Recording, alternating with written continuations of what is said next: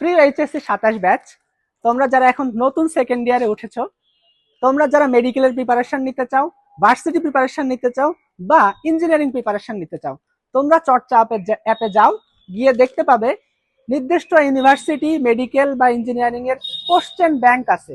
এই question bank থেকে অধ্যায় ভিত্তিক তোমরা প্রশ্নগুলো সলভ করতে থাকো এবং তোমার বইয়ের ওই নির্দিষ্ট অধ্যায়ে দাগিয়ে দাগিয়ে রাখবে যে এটা মেডিকেলে এত সালে আসছে, এই প্রশ্নটি ভার্সিটিতে এত সালে আসছে। এভাবে যদি তুমি দাগিয়ে রাখতে পারো, এখন থেকেই অ্যাডমিশন জার্নি তোমার জন্য স্মুথ হয়ে যাবে।